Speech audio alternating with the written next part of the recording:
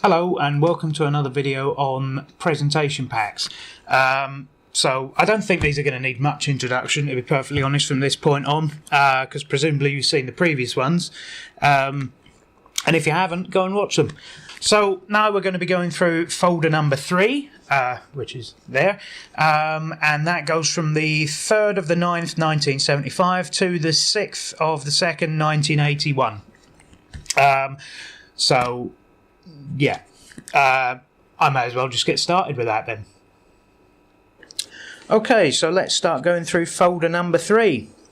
So again, here's the little list of stuff that should be in here, and that tells me all the stuff I'm looking for as well when I'm out hunting. So yeah, Interparliamentary Conference. This is actually, in fact, all of these are that I have are pretty common and really easy to get hold of. As you can say, I think this has been rebagged at some point. The Jane Austen one, I think, has been rebagged at some point. Christmas 1975. Now, that's in the original bag, I'm pretty sure, as most of my 70s ones are. Now, this one here, the 10p stamp booklets, they are part of the Post Office Miss series that I've done a video on before, as is this one here. These are basically sister books. One came out in January, one came out in March, I believe it is. And they are both part of the Mist collection. So these aren't official Royal Mail issues. The stamps obviously are, but the presentation packs aren't. Sometimes called private packs. But still look good in the collection. Alexander Graham Bell, the telephone, you see. Turns out he didn't really invent it, but maybe people didn't know that in 1976. But there you go. Social reform, some interesting stamps there. I'm not really sure what. I mean, I know what they say they're meant to be. I'm not. I haven't got an eye for art, unfortunately. So, bicentennial of American independence. Now, it's funny that the UK Post Office should choose to commemorate that, but they did, and there you go. Because presumably that is the commemoration of a war that we lost as Britain. But there you are. They've commemorated it anyway. Roses. I mean, what do you say about roses? British cultural traditions. So look, you've got a. Do you know what the thing is? See, the amount of information on the back of these packets and on the inside, if you open them up, is actually pretty good. I just don't take the time to read them all or know any of them. So I am going to come across as quite thick. But look, if you look here, they've got it in. I think that's Welsh, probably, and Gaelic. I don't know. But yeah, cultural traditions, or maybe it's. Maybe that's some sort of, I don't know, sort of Norse language. I don't know. I have no idea. I should really look and learn these things. What have we got there? William Caxton. Yeah. So, there, William Caxton. And some regional definitives. So we've got Northern Ireland, Scotland and Wales, which is Cymru as well, because of course the Welsh people need it in Welsh, even though none of them speak it. But for some reason Scotland hasn't decided we want it in Gaelic. But there you go. Yeah, so I mean, there's nothing special about definitives from this point on. They're basically all the same stamp, just with a little, the different mascot that represents their countries or whatever your territories, I suppose. Right, so what have we got there? English medieval embroidery. Yeah, so that's something. Racket sports. So this is what, 1977, I think, and 1977, Virginia Wade won Wimbledon. I don't know who the man was that won, but I know Virginia Wade won it in 77. So that's a good thing. Some definitives. Now, these sorts of shaped ones annoy me slightly because some of the stamps are hiding under the flap. Now, I could get a set of tweezers in and move them to the outside so that you could see more of the stamps, and I probably will do that at some point. I just sort of haven't yet, but I might. So what are we? British achievement in chemistry, that's pretty good, but the stamps are actually largely uninteresting to my eyes. But then, like I say, I don't really have an eye for art, design, that sort of thing. To pay labels, again, I mentioned this in, I think, the last video, that a lot of people don't consider these as proper stamps, and arguably they're not proper stamps because you can't use them as postage, but they are issued by the Royal Mail, and they are issued in presentation packs. So for me, as a presentation pack collector, I feel they do deserve a place in the collection. Not everyone would agree, but I think so. I mean, if they're going to take the time to issue the packs, I may as well get them. Silver Jubilee. Now, a lot of people think, and they are correct, of course, that there are 5 77 Silver Jubilee stamps issued. In the official presentation pack, however, there are only 4, which I'll explain, I'll go into again in a bit. There are only 4 actually issued in the presentation pack, even though there are 5 Jubilee stamps. So that's a point of interest that will come up in a minute. Moving on, Heads of Government meeting 1977. Yeah. I mean, what do you say about that? And this is why I'm going to get onto it. This is the last Post Office Miss pack, and there are actually several versions of this. This is the one I specifically went after to get because it is the single stamp issue. And if you look, this is the Jubilee issue. This is also the Jubilee issue, but this is the missing stamp from the official pack.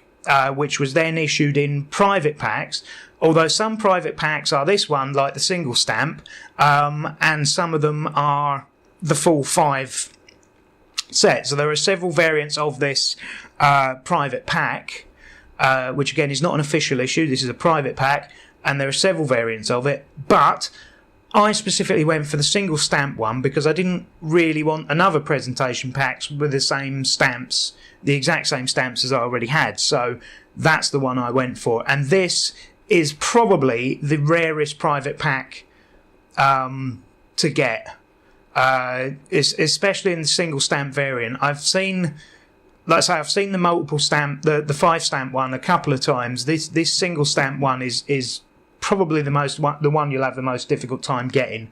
But then as this isn't a pack that's officially issued by the Royal Mail, a lot of people don't consider it a presentation pack anyway, so it doesn't matter. But yeah, so that I think is just a point of interest.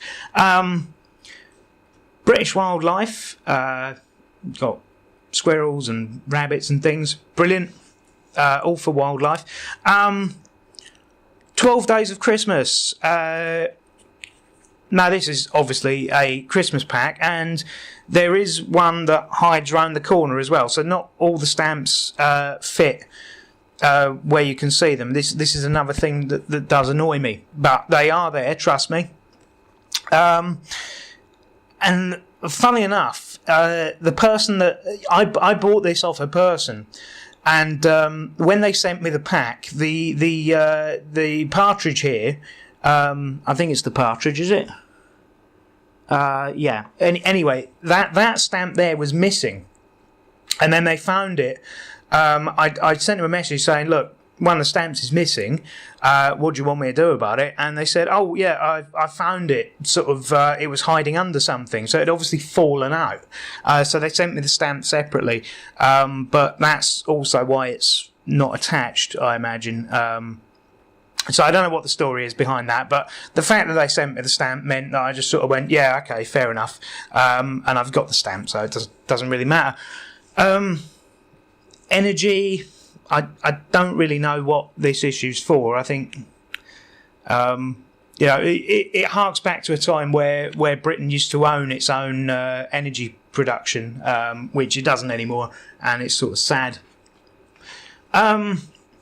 Historic buildings. Now, this isn't an amazingly interesting pack in itself, but what it does have, which was issued later on, if I can get in here, is a miniature sheet that's a sort of companion to it. Now, this was issued, I think this was issued in 79, and that was issued in 80 at the London International Stamp Exhibition as a miniature sheet. So even though it was issued later, I've actually kept it in with this pack so I know which one it applies to. Now, miniature sheets you can buy separately from the presentation packs. And there are plenty of people that collect miniature sheets as well. But I think it's something a little bit extra interesting to go along with it. So that's also something you can look out for is... hang on, I'll just sort of place that a bit better. Sort of there, that'll do.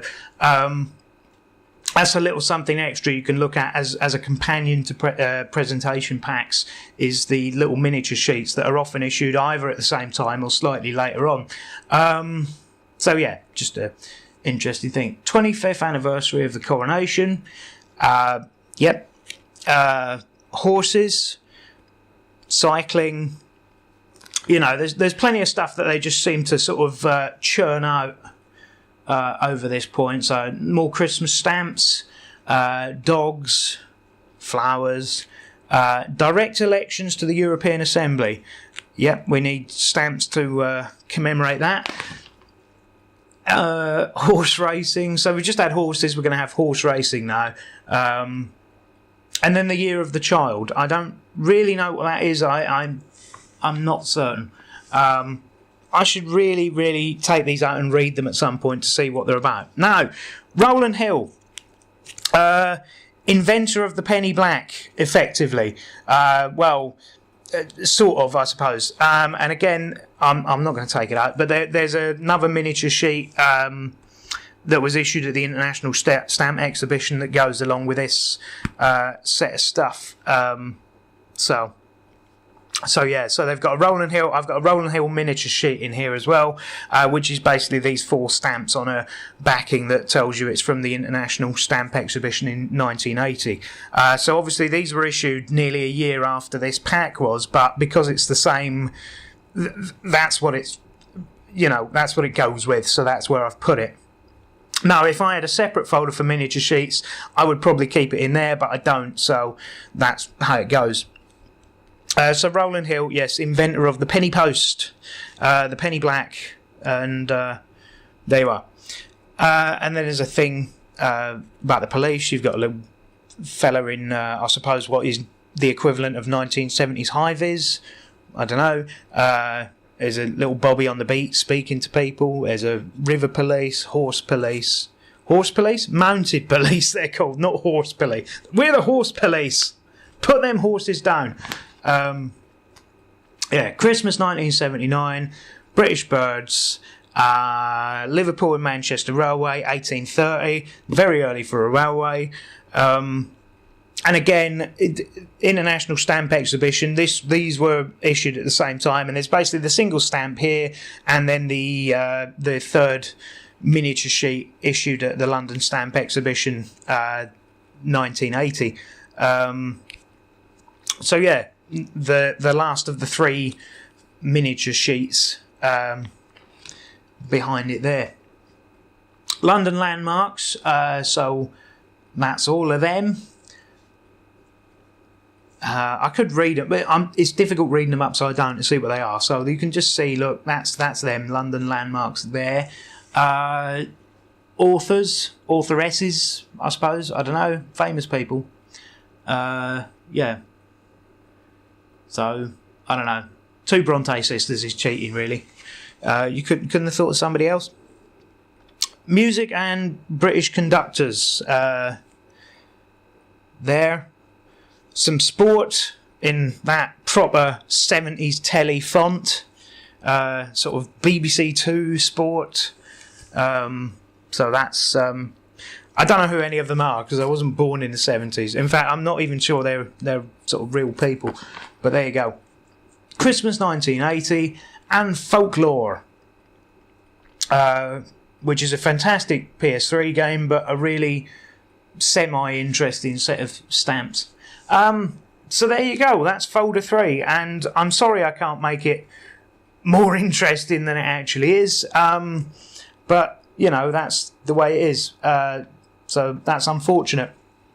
But hopefully there's been a couple of interesting things there, especially when it comes to the, what do you call it? The post office miss packs and the addition of miniature sheets to stamp collecting. So there you are. So there was quite a lot there, wasn't there? Yeah, I mean, the 70s and the 80s arguably are the easiest stuff to get. So these, as we go on, these are going to get fuller and fuller and fuller, and then when we come into the sort of mid 2000s, there's going to be a few more gaps. But you know, there's plenty still to get in this sets of years as well. So still stuff to track down, and yeah, so comments and things are always constructive. So you know, feel free to leave any. And I suppose there's nothing else to do apart from to show the end card, so I'm going to do that. So this video here is going to be my latest video. This video here is going to be a random one based on the choices that you've already selected within YouTube, presumably.